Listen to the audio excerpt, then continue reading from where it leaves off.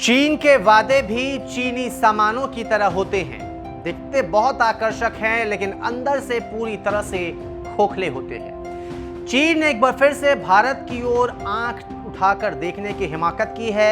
हालांकि इससे पहले चीन ने सहमति जताई थी कि वो पीछे हटेंगे, लेकिन फिर से चीन ने कुछ वैसी ही हरकत की है।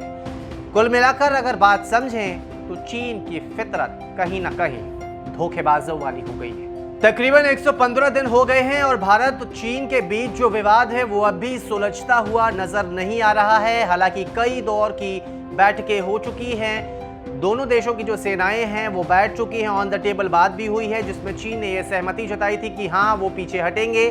जो सीमा के इलाके हैं वहां से डिसएंगेजमेंट की बात की गई थी, लेकिन फिर भी चीन ने धोखा दिया, वो मानने को तैयार नहीं है। खैर, सबसे पहले आपको हम समझाते हैं भारत और चीन इन दोनों की सीमा कितनी लंबी है और कौन कौन से राज्य से होकर गुजरती है। कुल लंबाई है 3488 किलोमीटर, जिसमें जम्मू कश्मीर का हिस्सा आता है 1597 किलोमीटर का। अरुणाचल प्रदेश में यह सीमा 1126 किलोमीटर लंबी है और सिक्किम में 200 किलोमीटर। वहीं उत्तराखंड में यह सीमा 345 किलोमीटर लंबी है। साथ ही साथ बात करें हिमाचल की तो ये 200 किलोमीटर लंबी है। कुल मिलाकर 3488 किलोमीटर का जो सीमा है उसमें फिलहाल कुछ पॉइंट्स पर काफी ज्यादा गहमा गहमी है, विवाद चल रहा है। आखिर वो विवाद कहां पर है, किस जगह पर है, क्या कुछ वहां के मुद्दे हैं, ये आपको हम समझाते हैं। विवाद की जगह है पूर्वी लद्दाख। यहां पर पैंगोंग त्सो झील और लद्दाख घाटी, इसको लेकर विवाद चल रहा है।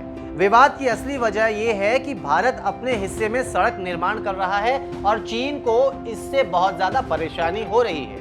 ये सड़क भारत के हिस्से में आती है, भारत अपने इस हिस्से में सड़क का निर्माण करा रहा है। बीआरओ की ओर से इस सड़क का निर्माण किया जा रहा है, लेकिन इससे सबसे ज्यादा परेशानी वो किसी को हो रही है तो वो है चीन, क्योंकि चीन को ये हजम ही नहीं हो रहा कि भारत सीमावर्ती इलाके में सड़क निर्माण करे। और सड़क निर्माण होता है तो कहीं ना कहीं चीन की परेशानी ये भी हो जाएगी कि वो जिस तरह की हरकत करता रहता है, जो गतिविधियां उनके तरफ होती रहती है, वो भारत साफ तौर पर देख लेगा। इसीलिए कहीं ना कहीं चीन जो है वो गुस्से में है। एक और कोरोना की वजह से वो बदनामी झेली रहा है, तो अब दूसरी तरफ चीन इस तरह की हरकत कर रहा है जिससे उनके पड़ोसी जो मुल्क हैं उनसे रिश्ते भी खराब हो जाए। खैर, अब चीन अगर नहीं मानता है तो उपाय क्या है?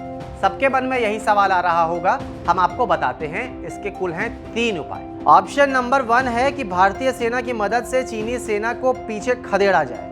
ऑप्शन नंबर 2 है कि घटना वाली जगह पर चीन के खिलाफ भारतीय सेना भी जवाबी कार्रवाई कर दे और चढ़ाई कर दे। ऑप्शन नंबर 3 है कि सेना पीएलए वाले स्थानों पर सर्जिकल स्ट्राइक कर दे।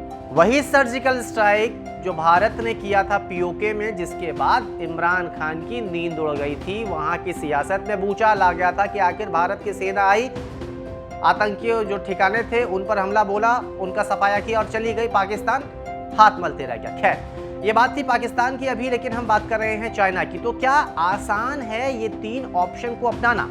क्योंकि अगर 3 ये जो ऑप्शन है ये अगर अपनाए गए तो इसके कुछ साइड इफेक्ट्स होंगे। ये भी जानना जरूरी है कि आखिर वो साइड इफेक्ट्स क्या होंगे। सबसे पहले बात करते हैं ऑप्शन नंबर 1 की, जिसमें भारतीय सेना की मदद से चीनी सेना को पीछे खदेड़ा जाए। इसका सबसे बड़ा खतरा होगा कि बॉर्डर पर परेशानियों में इजाफा हो सकता है, यानी कि भारत और चीन इन दोनों के बीच जो रिश्ते अभी ढंग से नहीं चल रहे हैं ये और भी बिगड़ सकते हैं। ऑप्शन नंबर 2 है घटना वाली जगह पर चीन के खिलाफ जवाबी चढ़ाई की जाए।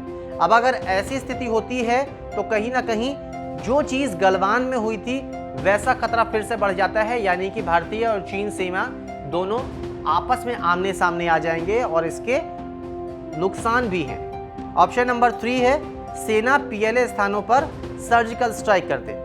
इसका सबसे बड़ा खतरा है कि जो बॉर्डर लगते इलाके हैं वहां पर परेशानियां ज्यादा बढ़ जाएंगी। हालांकि ऑप्शन तो कई सारे हैं, लेकिन सवाल यह है कि आखिर चीन के खिलाफ क्या ऐसे ही करने से फायदा होगा?